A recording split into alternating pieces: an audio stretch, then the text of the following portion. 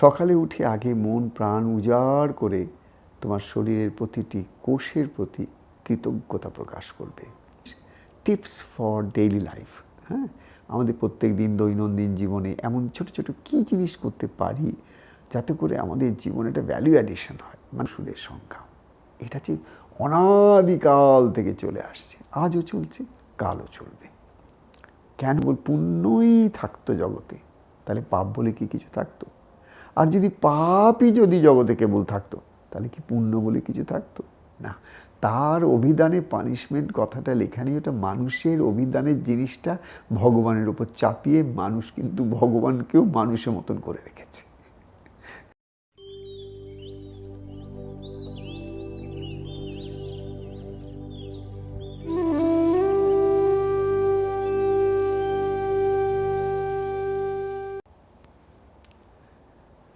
জয় ঠাকুর। সকালে উঠে আগে মন প্রাণ উজাড় করে তোমার শরীরের প্রতিটি কোষের প্রতি কৃতজ্ঞতা প্রকাশ করবে। এটা পড়ছি পাথেয় এই বইটা থেকে। এটা আমার মাধ্যমে ঠাকুর লিখেছেন, সেখান থেকেই পড়ছি। সকালে উঠে আগে মন প্রাণ উজাড় করে তোমার শরীরের প্রতিটি কোষের প্রতি কৃতজ্ঞতা প্রকাশ করবে। নিজেকে সুস্থ ভাববে, নিজের মধ্যে যে ভালো গুণ আছে তাকে স্বীকৃতি দেবে। নিজের মধ্যে যে ভালো গুণ আছে তাকে স্বীকৃতি দেবে। ভাববে তুমি সবাইকে ভালোবাসো আর সবাই তোমাকেও খুব ভালোবাসে। মনে মনে সংকল্প করবে যে আমার সাথে কেমন ব্যবহার করে সেটা বিচারে না করে তুমি সবার সঙ্গে ভালো ব্যবহার করব যাতে আমার কর্ম শুদ্ধ হয়।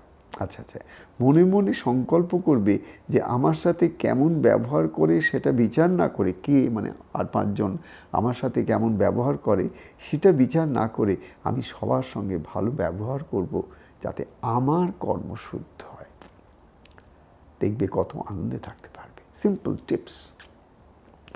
মানে এইভাবে আমি জিনিসটাকে দেখছি আর কি, যে এই বইটার মধ্যে পাতায় পাতায় ছোট ছোট করে লেখা হয়েছে কী জিনিস, টিপস ফর ডেইলি লাইফ। হ্যাঁ, আমাদের প্রত্যেক দিন দৈনন্দিন জীবনে এমন ছোট ছোট কী জিনিস করতে পারি যাতে করে আমাদের জীবনে একটা ভ্যালু অ্যাডিশন হয়। মানে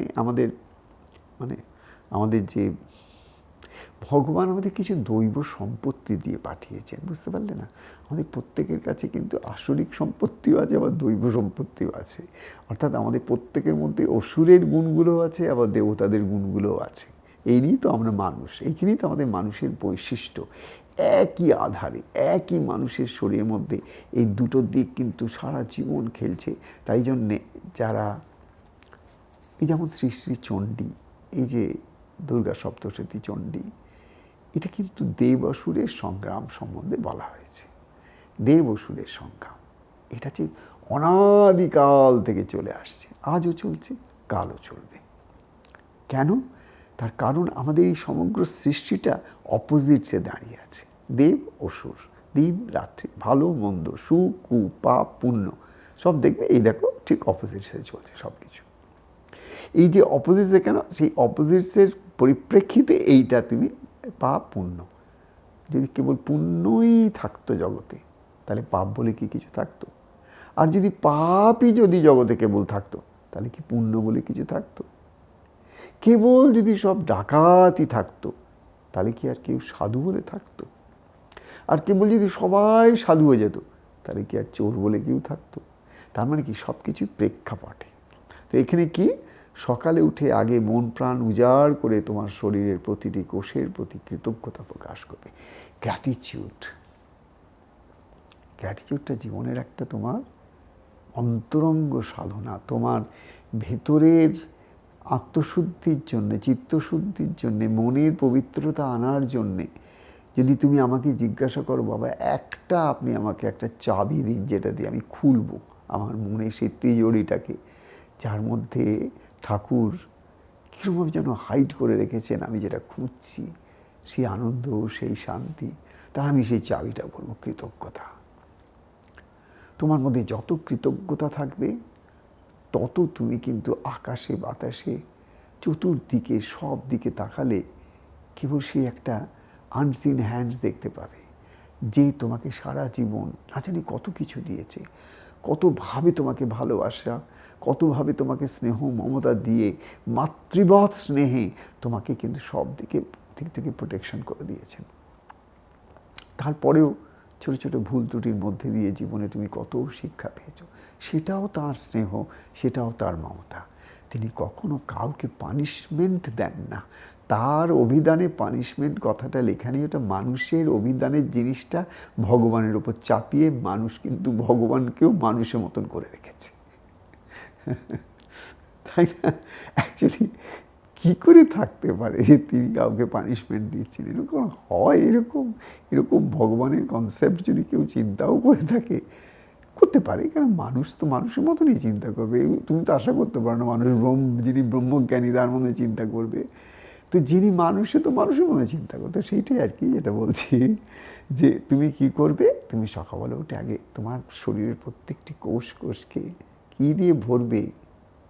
তুমি ভরবে কৃতজ্ঞতার আলোকে, কৃতজ্ঞতার কথা ভেবে। কি নিজের মধ্যে যে ভালো গুণ আছে তাকে স্বীকৃতি দেবে।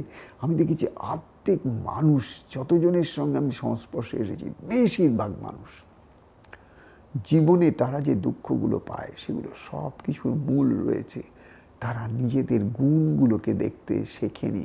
তারা নিজেদের যে দোষগুলো সেইগুলোকেই একটু একটু করে দেখে বাড়াতে বাড়াতে এমন করেছে, সেই দোষগুলি তারা বাইরে আর পাঁচজনের মধ্যে বড় প্রকট রূপে দেখতে পায়। তখনই তারা নিজের মধ্যে আর বাইরের মধ্যে একটা সংঘাত এনে নেয়। You are basically reflecting your inner to the outer.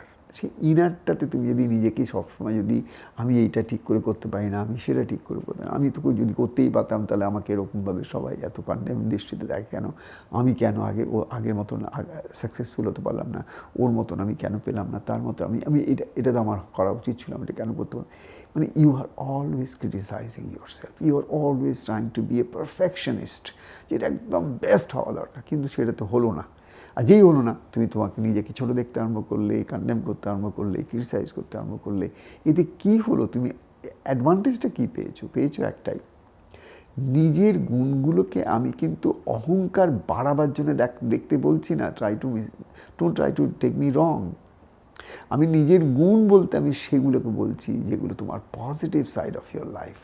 তোমার জীবনে অনেক পজিটিভ সাইড অফ লাইফ ছিল, কিন্তু একটু একটু করে তারা জল না পেয়ে, তোমার অ্যাপ্রিসিয়েশন না পেয়ে, তোমার প্রপার রিকগনিশন না পেয়ে আস্তে আস্তে না শুকিয়ে গেছে, ওর গোড়াগুলো শুকিয়ে গেছে, ওখানে জল পড়েনি। তুমি কোন গোড়ায় জল দিয়েছো? কোনগুলো তোমার মধ্যে ঠিক হচ্ছে না? কম্প্যারিজন, এই তাই, ওর সঙ্গে কম্প্যারিজন, তার সঙ্গে কম্প্যারিজন, এই করতে করতে নিজের মধ্যে নিজের কিন্তু আস্তে আস্তে তোমার ছবিটা যেটা উঠে এসছে, ডিসস্যাটিসফ্যাকশন, অতৃপ্তি বোধ, ভালো লাগে না। কি ভালো লাগে না? নিজেকে নিয়ে নিজেই ভালো লাগে না। এটাই আমার মনে হয় মূল প্রবলেমটা। তোমার যেদিন নিজেকে নিয়ে নিজে ভালো লাগবে না, এত তোমার কিন্তু ডিপেন্ডেন্স থাকবে না। এটাকে বলবো সাইকোলজিক্যাল ডিপেন্ডেন্স। আর পাঁচটা মানুষ সকাল থেকে তুমি খালি ফেসবুক দেখছো, আর এই দেখছো, তাই দেখছো, যে তোমাকে কে কটা ভিউ করেছে, কে কটা তোমাকে দেখেছে, কে কটা অ্যাপ্রিসিয়েট করেছে, সব বাইরে থেকে, সব বাইরে কে কতটা অ্যাপ্রিসিয়েট করছে তোমাকে। এই যে জীবনটা বহির্মুখী হয়ে যাচ্ছে না দিনে দিনে দিনে দিনে, আর যত বহির্মুখী হচ্ছে তত বাইরের জিনিসগুলোর উপর তোমার ডিপেন্ডেন্স অর্থাৎ নির্ভরতা বেড়ে যাচ্ছে। যত নির্ভরতা বেড়ে যাচ্ছে তত কী হচ্ছে, আর একটা দিক থেকে কিন্তু তুমি বেঁচে যাচ্ছ। সেটা কি?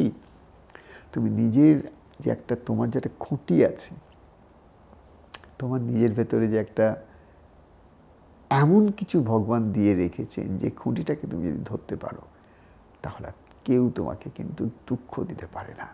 সেই খুঁটিটা হচ্ছে আত্মবিশ্বাস, আত্মমর্যাদা বোধ।